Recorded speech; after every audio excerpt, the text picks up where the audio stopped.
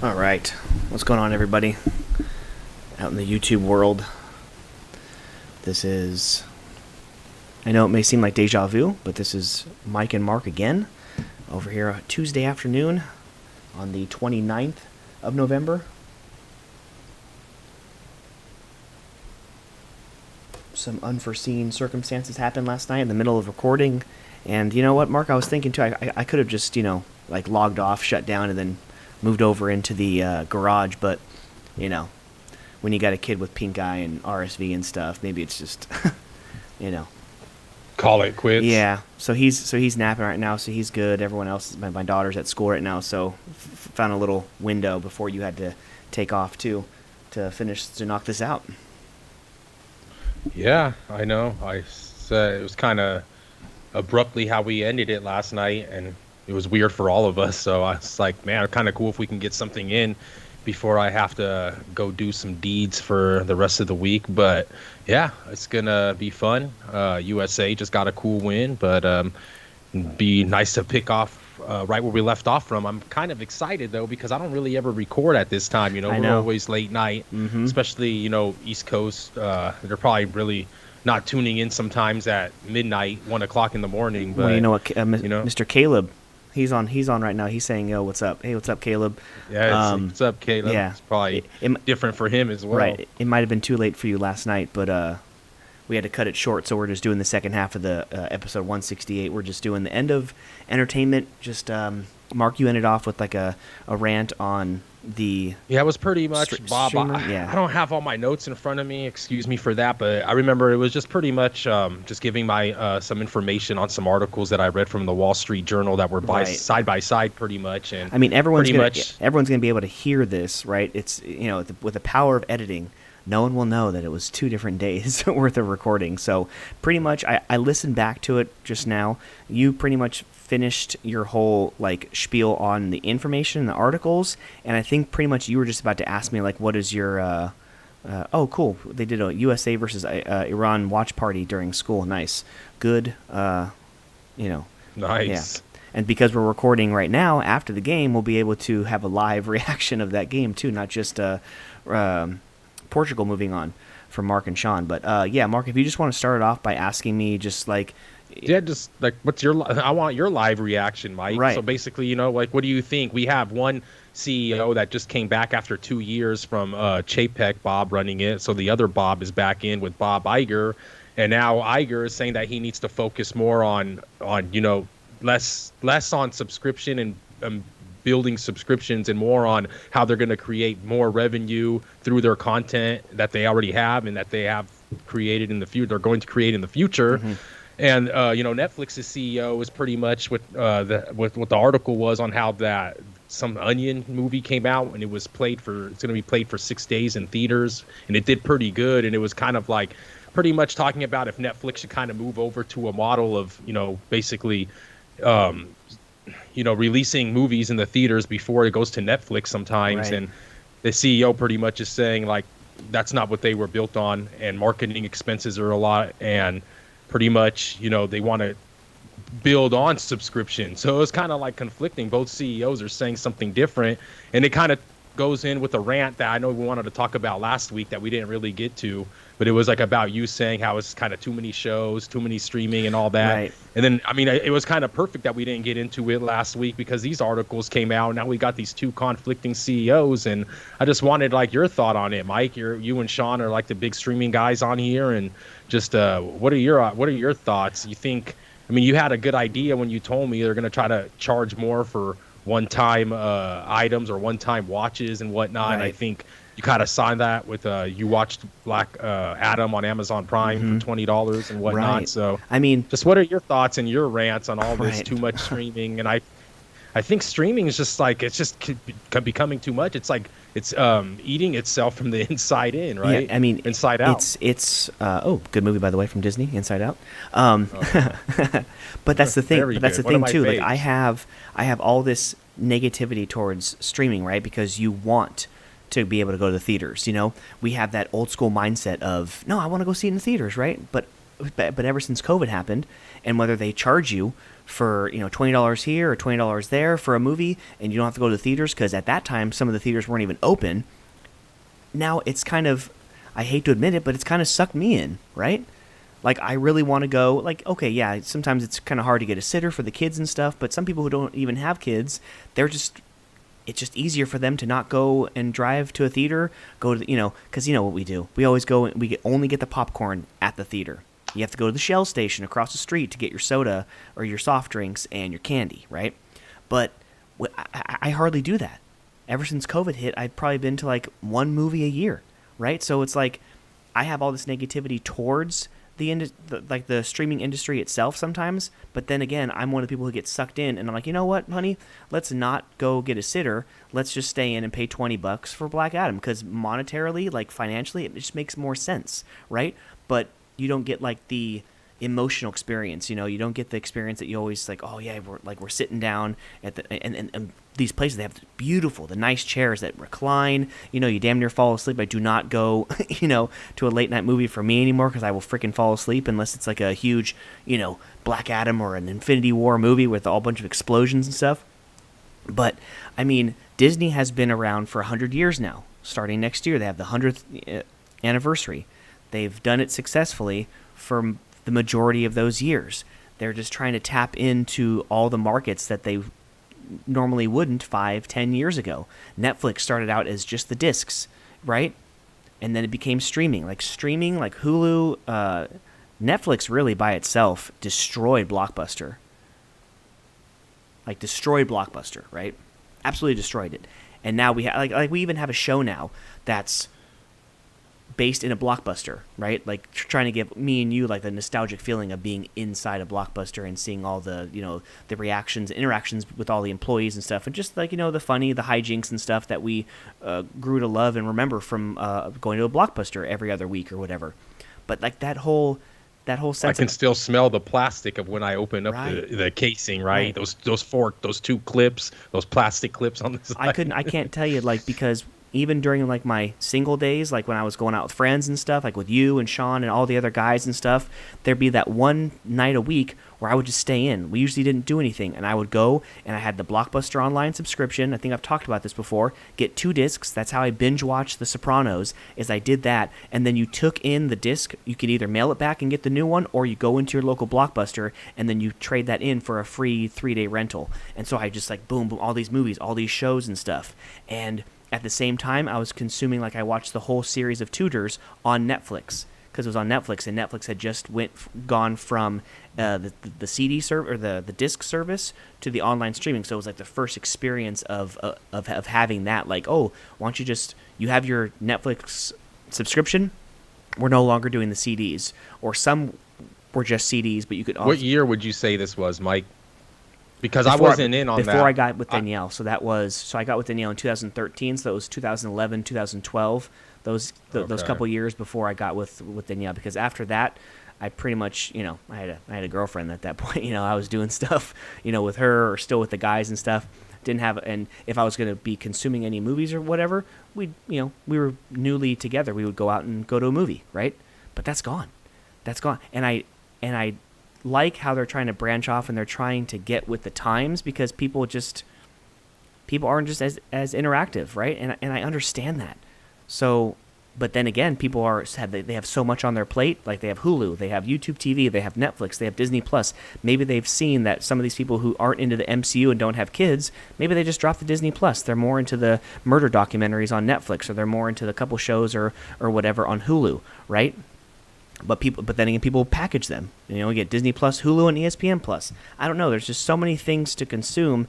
And then on top of that, you have regular YouTube that's free, pretty much. Of course. And how much content can you create? Can you consume on there? Obviously, us, and your brother's gotten us into those Barstool Sports lately and whatnot. Bro, we can spend 4 or 5 hours a day just with Barstool and their content. They have so much. Exactly. Like, it's almost like they're based.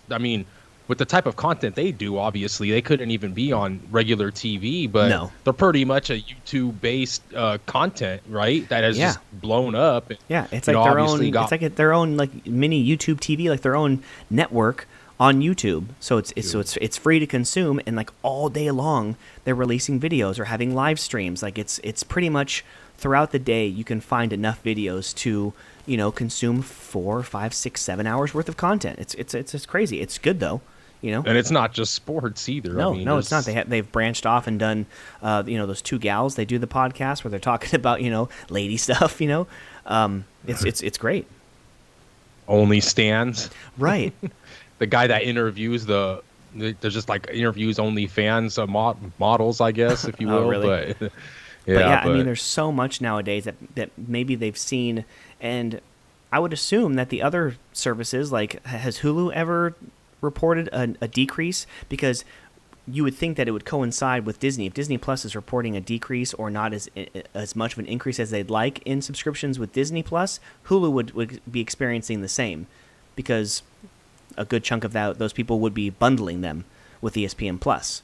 So I don't know. I mean, I understand them trying to branch off and trying to make money in different ways, but man, they have so much more than Netflix. I can see why Netflix doesn't want to do, because they've probably weighed out the pros and cons of having because they have a movie studio now, because they've been doing movies and releasing them straight to Netflix. But they've probably done the pros and cons of actually holding a building, right? Or having a movie theater and putting them out, the marketing that it takes, right? Because you only see a handful of commercials advertising TV shows and movies and stuff that go straight to Netflix. Obviously, way less than like a Wakanda Forever or Black Adam or an X-Men this or Spider-Man that. Way less. So they're spending a lot less. There's a lot less overhead when it comes to marketing, because that when someone goes to Netflix every single day to watch something, that's where they advertise it. That's where they have it right up there. Number 1 in America, number 1 in the U.S., number 1 in the world, number 1 in kids. They have the top 10 every single day. Like they advertise through their own software. They know what they're doing, and Disney is spending hundreds, or maybe not hundreds, but maybe like tens of billions of dollars on just to advertise one movie that made a little chunk of change over a weekend. Like, it's pretty crazy, So maybe they're. What about that oversaturation, Mike? That was one thing I think you wanted to. Right. When Sean sent us that list of all that stuff coming out It's again, and you were much. just like, I mean, 2 years ago you would have been like, yes, it's a pandemic, feed me, more, Right. more, and now it's like, see how the tables have turned, right? And it's just now you're starting to come to realization that it's like, I mean, this content, some of it that it has been getting put out, in your opinion, hasn't been the best as some of the other ones that they were putting out in the past. And that's why. But I mean, at some point, you're not going to be able to just keep up with just all the fire ass content 24/7, right? At some point, there's going to be, I mean, obviously, we saw, what was it, DC, when they cut that whole, was it the Batgirl movie or? Yeah. Yeah, they just it was almost completely done, right? All the money they spent, 80, 90 million or whatever, and just cut it. That was I don't know. And then the Swamp Thing, when they had like an accounting error, and they only had this much money instead of that much money, and I was like, oh shit, that was actually a good show. Like, what are they, like, of course DC would pull something like that when Marvel, their problem is putting out too many things. And I know with Iger back at Bob at the helm again, back at the helm. I already know that things are going to change. I think we're going to start. I mean, I think when we go to SDCC next year in July, I don't think we're going to hear all those announcements that we've been hearing these last couple years out of Marvel and Disney and what have you. But we'll see. But it's just the landscape has definitely shifted. I wouldn't say it's 180 degrees yet, but I mean, I see something turning here with the streaming, and I think we might have hit on it too a year or two ago, when we always keep saying like it's just too much, right. too much. I mean, we were can't keep up. We were beginning to say that when it was all the movies and everything out in the movie theaters, and now it's like you have to watch, Miss Marvel, and then you have to watch Thor: Love and Thunder, and then you have to watch 8 episodes of She-Hulk, then you have all the Daredevil coming out, you have the other movies, Wakanda Forever, you have just so many things that you have to consume, and you can't miss one thing if you're going to be involved in Phase 4 or Phase 5 or whatever phase you're in. And the thing is that I would rather take, give me one TV show and like 2 movies a year instead of all the other stuff, but make it really, really good, instead of having to watch something every single weekend that's mediocre to good. Right? It's just everything. Like I can't catch up on other things like the Lord of the Rings show on Amazon, or the Game of Thrones, the House of Dragons on HBO Max, because I have to watch this, and this. right? But although I will say I'm excited to watch tonight or tomorrow the Guardians of the Galaxy holiday, the Christmas special. I am excited for that one because I heard it was There good. it is. And the Vicious Hearts '06, who was on last night's stream, he said that "Move Over, Mariah Carey." Marvel has just created the best Christmas song of all time. It is his favorite now, so I'm excited. Because Mariah Carey is the classic. I mean, no bias there, right? Yeah, but but no, I mean, but then again, I have all these complaints, but then, like, when we had Seth Everett on the show, right, he was talking about all the stuff that came out for CW, and I have the same problem. I'm addicted. I'm a completist. I have to complete something. I'm in the last couple episodes ever of Walking Dead. Sean, I think, dropped it like a couple seasons ago, and he seems to not have a problem with it, right? I can't. For as bad as the Flash kind of is ending, how kind of mediocre the era was towards the end, how mediocre throughout the whole series, Legends of Tomorrow, Supergirl, Black Lightning, I have to consume it all. So like I have all these complaints, but at the same time, I'm one of the suckers who's going to eventually, and maybe not right when it gets released, but I will eventually consume everything. It's and you know what? I'll have a long list of stuff that I still haven't read, of stuff that I still haven't watched the day I die.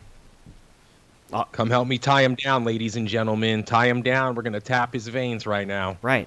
He has to have it all. It sucks. Yeah, I'm being so hypocritical because I have these complaints, but then I still consume it all. So, I don't know. But I hope. But if they take it away from you, I mean, you really can't do nothing about it. Right. So yeah, maybe they'll just organically do the job for you, Michael. I will say, to end the entertainment, I will say the one announcement that I want Bob Iger to make. I had nothing to watch. Nothing. I want the main thing is for them to actually get a date on when they're going to start the retheming of Splash Mountain to Princess and the Frog. I want that to happen. They're probably going to coincide with the brand new restaurant they're making in New Orleans Square. I cannot wait. Obviously, it's not going to probably get done within 2023, maybe somewhere in 2024. But yeah, I can't wait for that announcement. I just want that to happen. Because if Iger don't pull the whole plug on it at this point. Well, I mean... Save. Right. But then again, the woke movement, we're going to come back at them because that's the whole reason why they're going to retheme it is because, they came at them with the whole Song of the South and what it represented just during that time. And I was like, okay, cool. You know what? It needs a facelift. Like maybe the reason is legitimate, right? But then let's get it done. And then COVID happens, and we heard nothing. Like you were closed for like a year, like 15 months. Why didn't you do that then? If you had the grand scheme, the grand plans, like let's go. And they finally, like 2 or 3 months ago, they had a lot. I think they had a lot more problems on their plate, Mike, than worrying about retheming Splash Mountain. What, like the Princess and the Frog? What, like actually working with the local government to actually be able to open and get construction crews. I mean. It was a mess, dude. You can't expect them to do that, but I hear you. Yeah. All right. Well, let's get into some sports. Let's get into selfish. I know, right? I don't care. There's a global pandemic. I don't care. People are dying. Give me Tiana.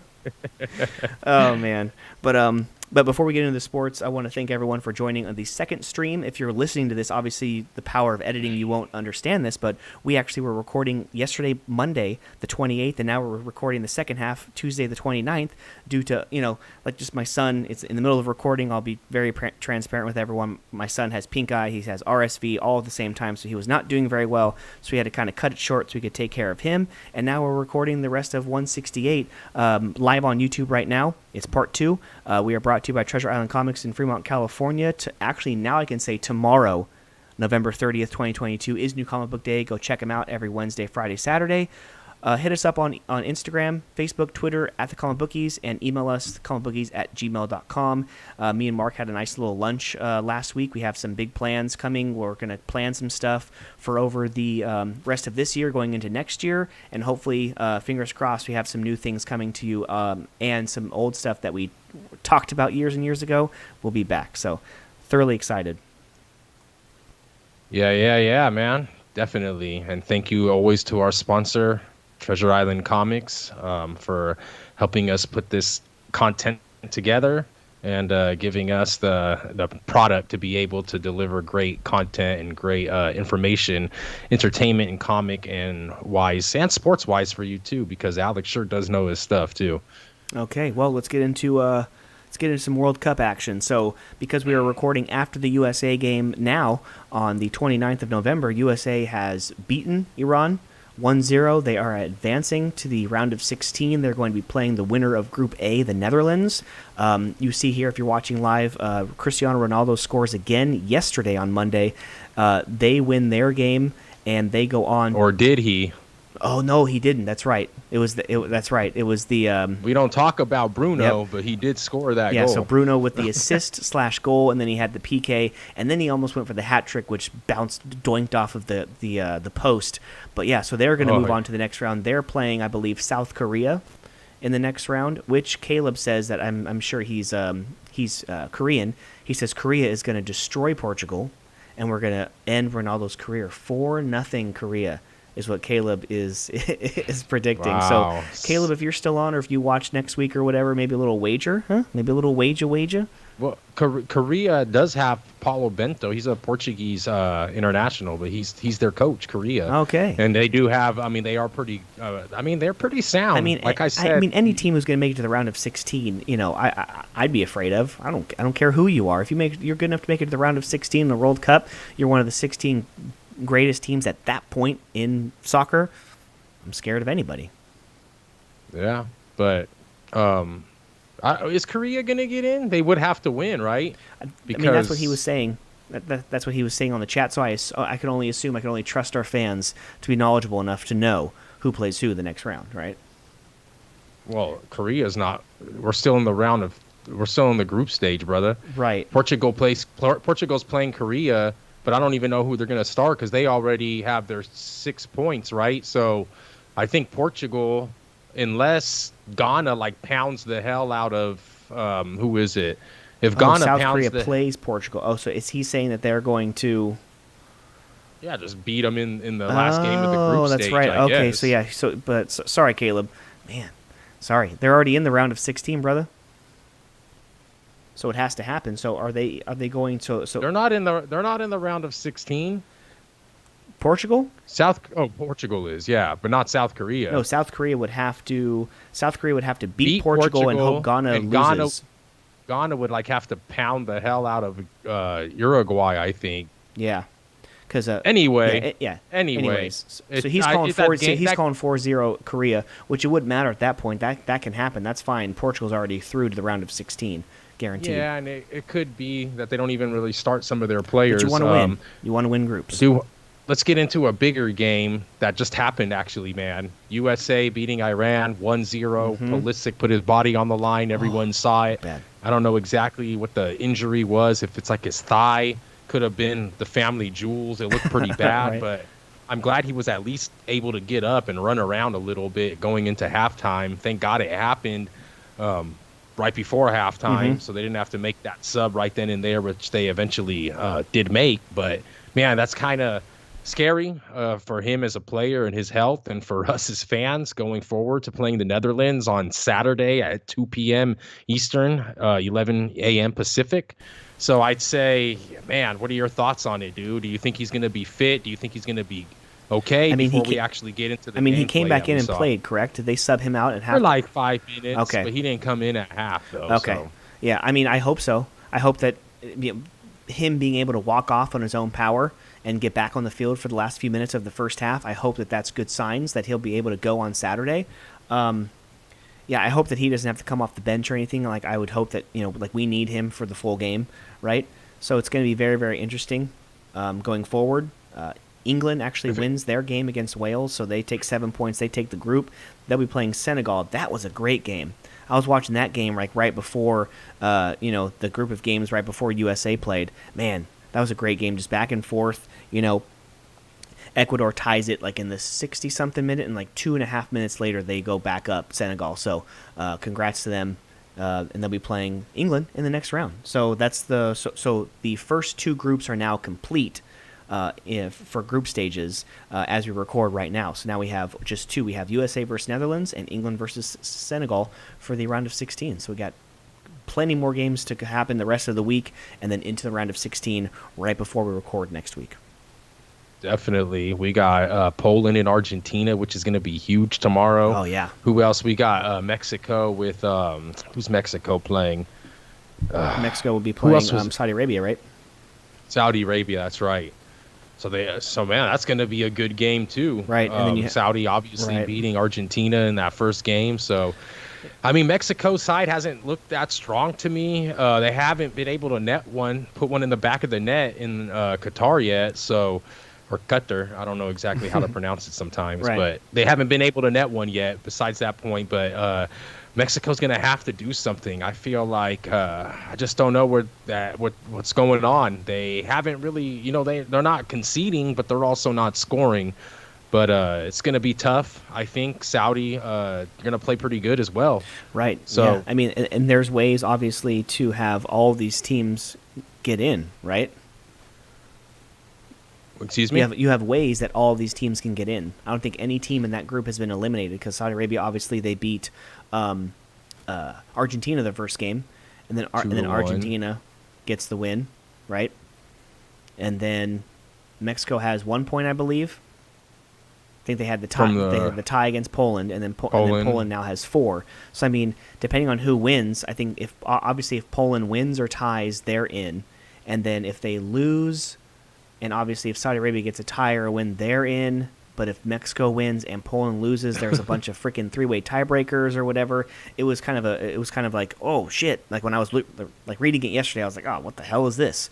I actually kind of love it, honestly. Right. I love how I love how the draw is kind of like the biggest X factor, right? It's because you have that 1 point, and it's not just 3 points, and those 1 points come into it's like you saw USA, you saw Iran, they almost scored like in the 90 plus 6 minute or something. Yeah, it was so close, and it's like that ball goes in, you're out. That's it, because that draw gets them that 1 point, and US is out. Exactly. So I mean, I feel like the more mumbled and jumbled it is, the more I like it, as long as Portugal or the US isn't in that mumbled jumbling. Right. It's like you have a first place and a last place, and depending on who wins those last games, the first and second place, like there's a scenario for everything. There's a scenario for the first and second place to be eliminated, and third and fourth who didn't even have like a shot, really. They probably thought that they had a snowball's chance in hell when they came into that day, but because the other game played a certain way and then they scored so many goals or whatever based off goal differential or some kind of tiebreaker besides that, boom, now they're in. Yeah, that'd be a great feeling. But they have to play better. I don't know if it was due to Christian Pulisic's absence, but the U.S., I feel like they have to play better than they did in that second half. I think once Iran, they got way defensive, when they scored the first goal. I think Pulisic getting injured on that goal, and then because they were up 1-0, they just had to protect the 1-goal lead. They couldn't give up any kind of equalizer because really there was no guarantee, because Iran was playing more defensive in the before the 38th minute, before they scored that goal, right? So if they had the equalizer, they'd park the bus. So they would park it so hard. They would park it like it's hot. Yeah, especially with Carlos Queiroz, another Portuguese international coach. There you go. We got one coaching Iran and one coaching Korea. Right. They both like to play defense too. Right. So either tomorrow or Thursday or Friday. Obviously, you're looking forward to the Portugal game, even though they've already locked a place into the round of 16. But besides that, what other game are you looking forward to watching as we end the group stage of the World Cup 2022? Man, I'd have to say, well, I mean, I think that Poland-Argentina game tomorrow is going to be right. That's probably I mean, that's probably going to be a really, really, really good one. I'd have to say, who else? I'd have to say, it's going to be it's gonna be interesting with this group. I forgot what group this is. This is Group D, because France is already in, right? But then you still have Denmark playing Australia. Like pretty much the winner goes, because Australia has 3 points and Denmark has 1. So if Denmark wins, they'll have the 4 points to overtake them. So that's a very interesting game to look forward to, is Australia and Denmark. France just plays Tunisia, who have 1 point as well. When honestly, when you think about it, then let's say Tunisia beats France just because they're not playing any starters, right? They end up with 4. And then if Australia and Denmark tie, Australia ends up with 4. And Australia has a goal differential of -2. So their one loss, they got destroyed probably by France. So if Tunisia wins and Australia ties, Then Tunisia, who starts out the day with 1 point, they move on to the round of 16. Wow. It's pretty crazy. Like, Tunisia. yeah, so that's what I'm saying. So France is definitely in because they already have the 6 points. But then Australia, Denmark, Tunisia, both Denmark and Tunisia have only 1 point, but they can easily get in if they just win, right? So, yeah, definitely some cool scenarios going on, so I would say that. Canada and Morocco should be pretty fun on Thursday. Well, Canada's already eliminated, though, so... Oh, are they? Yeah. That's right. 2 losses, huh? Man, they had so much upside coming into this World Cup. And I remember watching them in, like, qualifiers with, around the time. I mean, I've been watching them these last 2 years and whatnot, and they've been pretty fun. And they seem to have some firepower, but it just didn't transpire here in Qatar. So kind of sucks for them. But Croatia and Belgium should be pretty good. Croatia didn't have their first game, didn't start off as great as they'd wanted to and their fans, but they kind of put it together. I feel like they're playing a little bit better, and obviously the runner-up in 2018, let's see what they're going to be able to do against Belgium here. I'm not too familiar. I'm not really looking into the points right now, so I can't really tell you all the scenarios. Yeah, no, and then also Germany. Germany's in last place right now with 1 point. If they can beat, they play Costa Rica. So if they beat Costa Rica, they're from 1 to 4. Japan and Costa Rica enter the day with 3. So Spain and Japan would have to at least tie, right, to give España 5, and Japan would have 4, tied with Germany, and then Germany would have to win by at least 2 goals to then move up to a +1 on goal differential. So not only does Germany have to, Germany pretty much either has to have Spain beat Japan. Spain has to beat... Which is likely. Right. Spain has to beat Japan, and they have to beat Costa Rica for them to... That's the only scenario that they need to actually just get in with no other help. If Spain wins and Germany wins, Germany's in. Germany gets the second spot. But if Germany and Spain tie, then Germany would have to win by 2 or more goals to get in. Crazy. You mean Germany and Costa Rica? Germany would have to beat Costa Rica by at least 2 to overtake Japan if Japan and Spain tie. Spain tie. Yep. I mean, Japan is gritty, dude. Yeah. Another one of those Asian teams. So, Yeah. But Spain are just so good. They're passing, they're ball handling. They're just, they're very, very sound. But, Right. I mean, this World Cup's crazy. Anyone can lose at any time, Right. I feel like. Like, no one's safe. France has seemed pretty strong, right? Spain seems strong, and Portugal seemed decent at times and strong. I think Brazil's going to be there. I mean, that's barring anything with Neymar. I don't know if even Brazil, they haven't seemed as dominating as I thought. But the thing with Brazil is they do not concede. They just don't concede, right? So Thiago Silva back there and just holding it down with my guy from Liverpool, Alisson Becker, in goal. They're just really, really good, man. Yeah. I mean, we can go on and on about the World Cup, but we try to keep it to about an hour and a half, hour and 45. So let's get into the football. We have both college and pros. Let's start off with a little bit of college.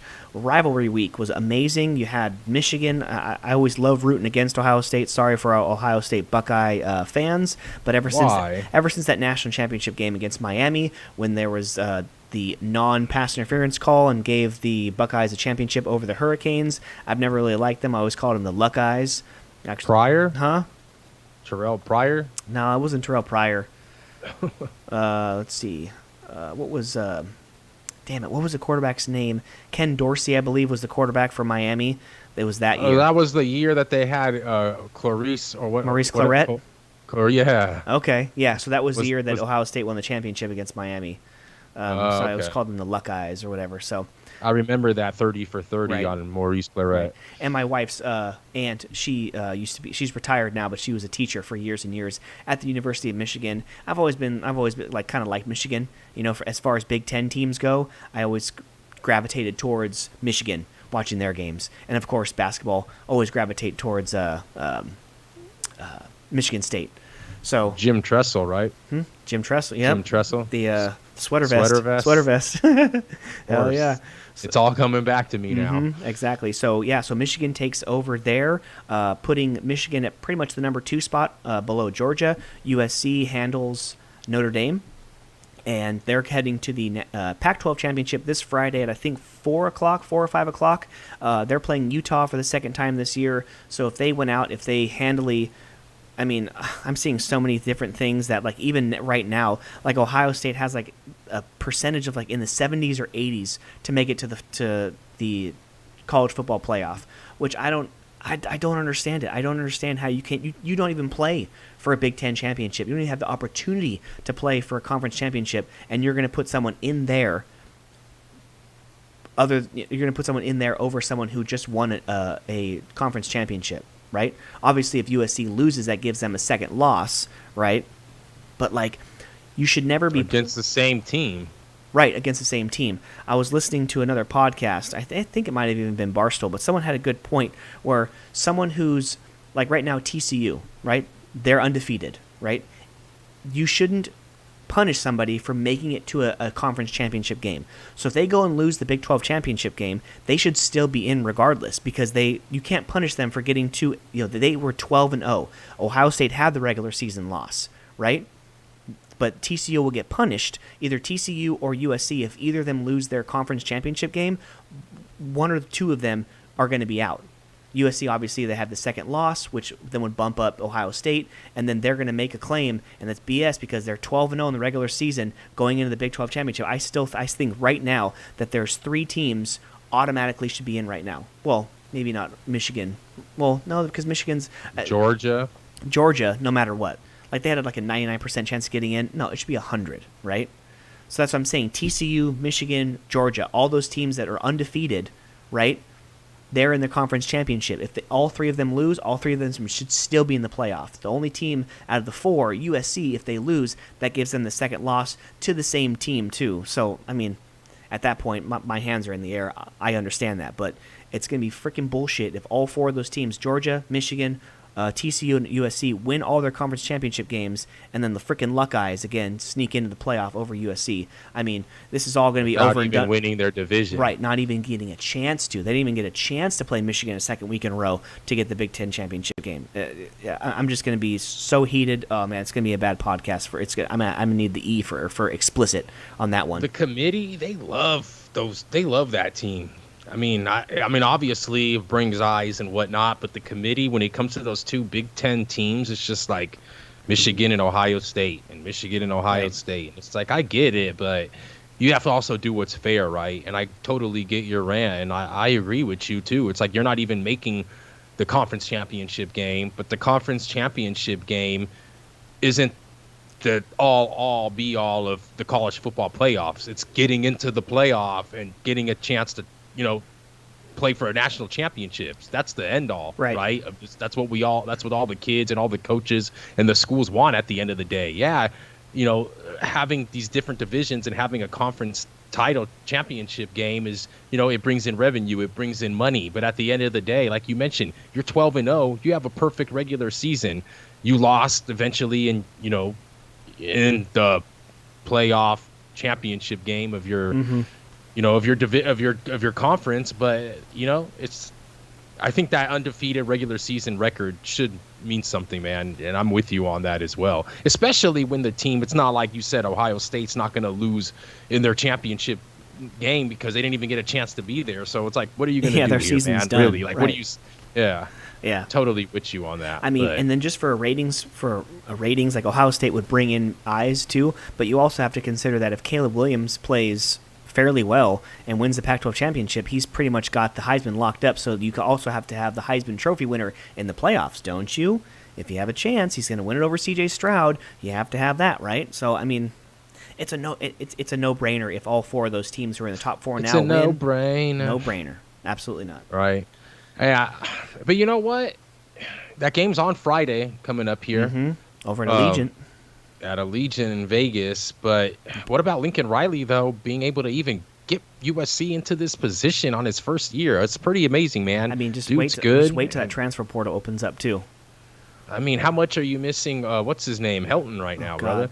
Oh, it's like music. That guy's nowhere to even be heard of anymore. It's fingernails and a chalkboard every time I hear that damn dude's name. But but Lincoln Riley. The leadway they gave that guy too. Right, but Lincoln Riley. I mean, for Caleb Williams probably to win the Heisman Trophy as a sophomore, he'll have one more year under his belt next year, and then he'll be a top 1, 2, 3, 4, 5 pick in the 2024 NFL draft.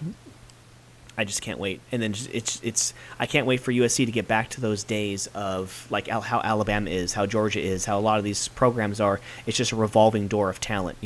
Hopefully you won't have that lull in between where they're finishing third, fourth, fifth, sixth, seventh in the Pac-12. It's just complete and utter dominance is what it should be every single year. Playing UCLA, I wish Cal was up there. Like I love those days of like when Aaron Rodgers was at Cal and they had that one game where USC was 1 and Cal was like 3 or 4, just like epic games. So those cold, rainy days in Berkeley, those are some good games. Hell yeah. Stanford, like Stanford has been a top 5, top 10 team in the last 10 years. Like we need more of that. Washington, or of course Washington, Oregon, Utah's always been up there too. I mean, even Oregon State's like in the top 20, top 25 at least right now. So, yeah. And speaking of Stanford, I mean, you saw the news, David Shaw stepping away. Yeah, I know. He's not the head coach anymore. So I know. The successor for Jim Harbaugh there, he had very good runs. I don't know if it was the talent that Harbaugh was recruiting, but, Right. I think he had McCaffrey and whatnot. So, man, he had some good teams, but Stanford, they were perennial contenders. They were really, really good for a lot of years with luck and whatnot, but they just definitely haven't been able to get it together in these latter half of David Shaw's career over there in Palo Alto. So I would say go ahead.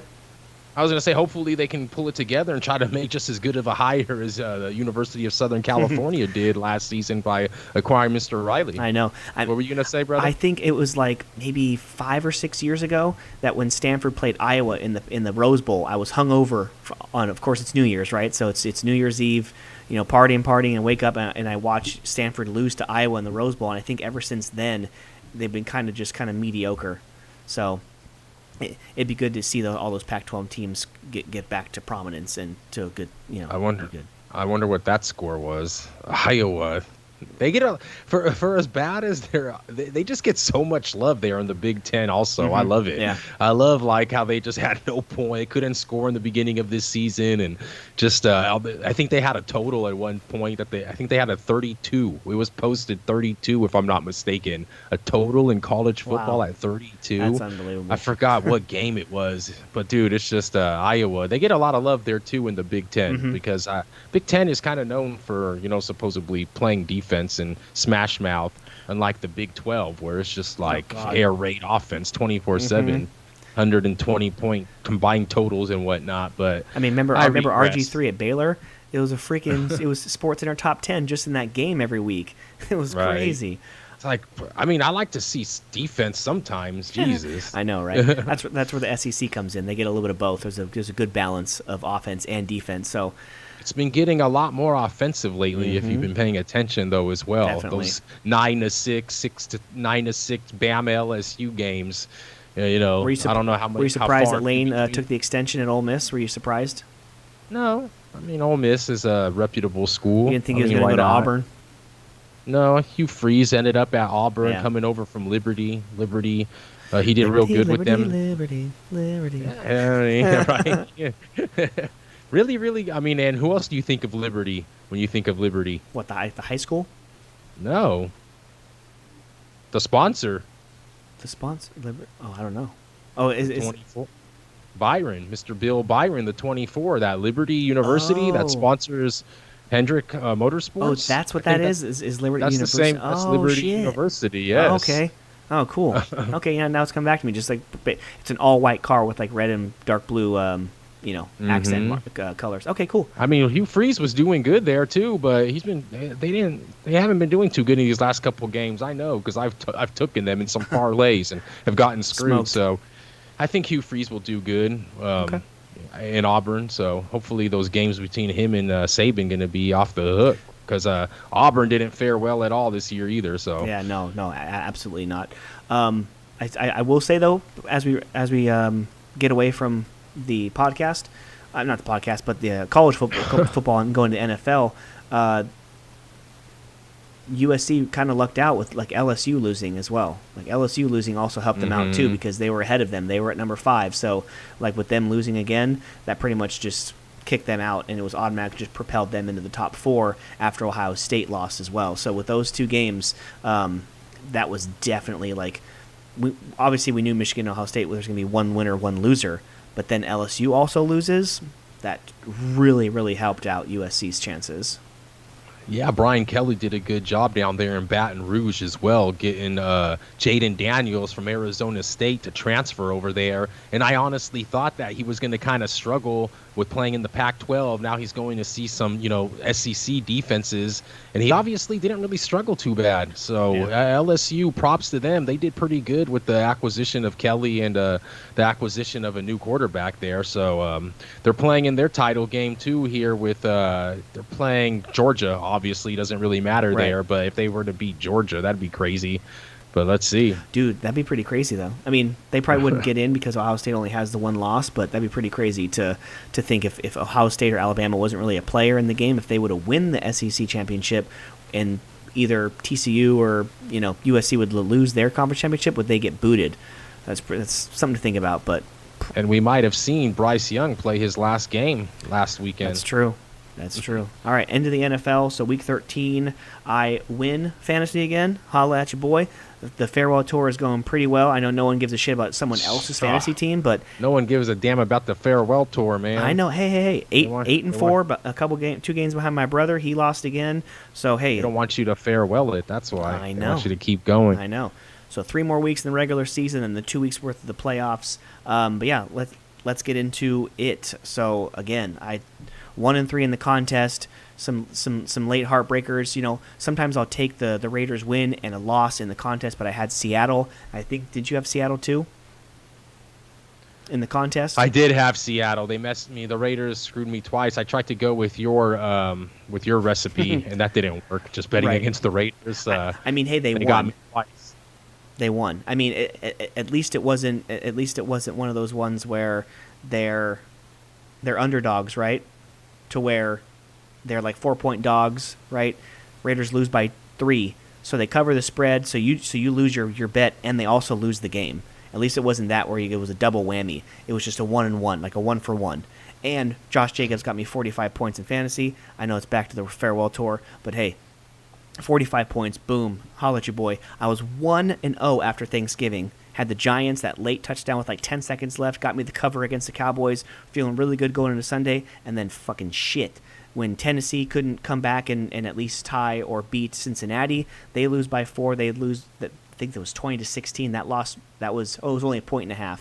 And then, of course, Tom Brady can't do shit against the Cleveland friggin' Browns. I mean, when Tom Brady can't do anything against the Browns, just go and retire, go off into the sunset, go to Florida, go get old and then die, dude. It's like, I don't know why I keep picking those teams. Tampa Bay, Green Bay, they just disappoint and disappoint and disappoint. My mom goes 4-0 again. My wife went she went like 3-1. She got the half-point cover with Philadelphia over Green Bay on Monday last night. I was like, Jesus Christ, I can't pick him right now. Well, I warned you about Tampa Bay. They were coming off that Munich, that Germany trip, right? So yeah, it's I mean that, and so was Seattle. Look at what happened to them, right? Yeah, they gave up 40 points. That's true. Yeah, both teams coming off the Germany trip, both with L's. You talk about the Browns. I mean, they're not a horrible team as they used to be. They're not as dog shit as we once remember they were, but they are getting Deshaun Watson back now, man. If you remember, he almost seems forgotten. Watch those hands. Watch those hands. Just don't ask for a massage or anything. No, his center needs to watch out. Hopefully he's in the shotgun the whole game. But yeah, dude. What do you think, dude? Going forward, man. Miami Dolphins and Bills. Bills have been faltering a little bit, in my opinion. They haven't been as strong as they started the season off. I mean, it's hard to play at that type of pace and that type of intensity the whole season. Right. They're both 8-3. The Miami Dolphins and the Bills are. Man, that division's looking pretty solid, right? Who would have thought that the Jets would have done what they've done as well? But it's looking pretty solid. Right. I mean, Baltimore. Go ahead. The odds makers agree with you because the Bills are only a 4-point favorite against the New England Patriots. Yeah, it's a division game and they're on the road, but I mean, but that's a Thursday night football game on the 1st. I will not be even touching that game because, like I always say, I don't like playing Thursday night games because they're just like, so many different things to factor in with the short rest and like just a short the short rest itself is reason enough for me to say, nah, I'm good. I'm not playing it because usually when you would, you're confident about a pick, then Thursday throws it off because these guys get 3 days less rest, and then they play like dog shit, and then they don't cover for you. So They cover for Vegas though. right. So The Raiders play 2 days after the Pac-12 championship at home against the Chargers. They're a 2-point dog at home. Chargers with a good win last week. They go in for 2, just like screw it, They have to go for it, so they went for 2. I don't like that call, obviously. That guy, the analytics guy, I forgot his name, but all signs are pointing for him to just go, especially if they don't make the playoffs. He'll get fired. They'll name SoFi after Sean Payton and make him the new head coach of the Los Angeles Chargers. what a fall from grace, huh? Right. Oh, the Chargers or the Rams? The Chargers, but no, the Rams too. Jesus, man. Yeah, fall from grace, man. I mean, he was the golden child, right? Sean McVay, and now it's just can't do nothing, right? They're over a touchdown dog at home against Seattle this weekend. A division game, you're at home, and you're a 7.5-point dog right now. Jesus. Then what's his name's not playing then, I think, right? He must not. Stafford? Yeah. Yeah. That's funny. I think we knew this, but it just kind of dawned on me that Deshaun Watson's playing at his old team this weekend. It just so happened. Oh, hey, Houston, right? Yeah, he's playing in Houston this weekend. God, you can't write this shit better if you wanted to. I know, What the right? hell? It's like the NFL looked at the schedule. Like, wasn't he only supposed to be? I think it was like 11 games. It was supposed to be like 6 at first, 6 right? at first, and they were like, "Oh, they pulled the Ray Rice," and they were like, "Oh, never mind, that wasn't enough." Right. Oh, what? Yeah, and he's playing Houston. Let's just give him 11 games. Right. Yeah. Goodell. Mm-hmm. Right. So, and the Niners and Dolphins might be the matchup of the week. That's going to be fun. The Niners are at home at Levi's. I think it's second of 3 in a row at home. Yes, sir. So they beat New Orleans. They play Miami, and then they got your boy Tom. You can go see him here at Levi's. Tom Brady. I don't want to waste any Sundays. If you want to go see the San Mateo product down there in Santa Clara, no, I'm good. And tell him that he can stay in Florida and DIE. Oh God, no, I wouldn't say anything. I wouldn't say that to someone's face. No, you're not that. Man. No. I don't really wish you go die, but like just go retire, just to get out of here, like leave. The Commanders visit New York or New Jersey, sorry, and play the Giants. They're a 2.5-point favorite. Is someone hurt? The Commanders are 2.5-point favorite on the road at the Giants. Are the Giants finally now coming back down to earth? Man, Washington's they've been playing Washington's good. Dang, dude. They're good. I mean, probably the co-game of the week besides the Dolphins-Niners. You have the Chiefs at the Bengals. Chiefs a 2.5-point favorite, so that'd be a good matchup. Joe Burrow's playing a lot better. Not for my fantasy team last week, but still getting the win. Yeah, I think that's gonna be a good game as well. Beginning of the season, you might have said the Colts and Cowboys would have been a good game on Sunday night. Not so much anymore. I think they should flex that game, Colts Cowboys. But then again, it's Jerry. They probably had the feeling like 3 or 4 weeks ago, like, hey, we're gonna put the Dolphins and Niners on Sunday night. Is that okay? And he was like, hell no, motherfucker. Here's $100 million to shut your trap, buddy. So, anything else to preview this week, Mark? Let's see what. I mean, New York going into Minnesota. I think that might be like a sneaky, decent game. I think Minnesota. I think I like them in that game, but I don't know. New York's defense has like really been for real, man. The Jets. So it's just the Chargers going to the Raiders. See if the Raiders can get revenge for that opening game of the season that kind of started their downfall this season. Beginning of the end. Yeah, it's like I feel like they needed that first win and they didn't get it, and their season hasn't been the same since. So, I don't know, man. Denver's gonna probably go get another L in Baltimore. It's freaking crazy what's happening over there. I don't know how they haven't fired Hackett yet. Right. And just who's gonna be the fall guy in that whole debacle over there in Denver, but. We'll see. Jacksonville going into Detroit. Detroit puts up points. Jacksonville played good last week. They did. I kind of like Detroit in this game, though, but I don't know, man. Just getting down to it. Football is kind of coming to an end, as you can see here in college. Pretty much, you just got these games and then the bowl games, and couple playoff games, and that's all she wrote till next season. Right. I mean, and and I will say this before we end the whole sports and end the podcast. I just said that I've been hating to put, my picks on the Buccaneers and the Packers and stuff, but freaking A, the Packers are at Chicago. It's one of those teams where, like, I don't care who you are, like Aaron Rodgers owns them, right? Earlier in the year at Green Bay, it was like 27-10. Green Bay handles them. Is that going to happen this week? Is Fields playing? I don't think so. But it's only okay. So if Fields isn't playing, then that scares me even more because it's only like a 4-point spread. Winner. Is Fields playing? Fields playing. Right. So Fields is still a backup on my fantasy team. Let's see it. Let's see. Fields questionable. So Fields has chance to return in week 13. So that's probably why it's at 4 right now. So right now, get it low because if he has a setback and doesn't play, then that number becomes a lot prettier than if it goes up to like 5, 6, even 7 with no Fields. So if you were thinking Green Bay, put the money in now. Go to the book now and put your money on him.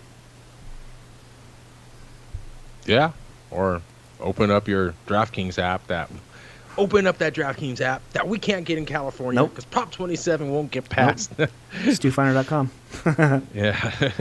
All right. Well, that's pretty much it for the NFL. Enjoy all the games. Enjoy all the rest of the group stage of the World Cup and also the first couple games of the round of 16 before we record again next either Monday and or Tuesday, depending on the health of my kids. No, I'm kidding. But crazy circumstances. I know, right? So later tonight, I'm going to finish up packing up all of the giveaways, taking it to the post office tomorrow before I start the work week, and we are good to go. Episode 168. It was a very fun one, Mark. Thank you for spanning it over the course of 2 days. But for you listeners right now, you won't even know because I'm going to edit it tonight, and you won't even know that it was 2 different days, 2 different videos to have to edit. But thank you, sir. Send us away for 168. Yes. 168. It was great, even though it was spread between 2 days. But I think it was kind of cool. Got a different ambiance. Got to record earlier in the day with some natural sunlight coming into my room.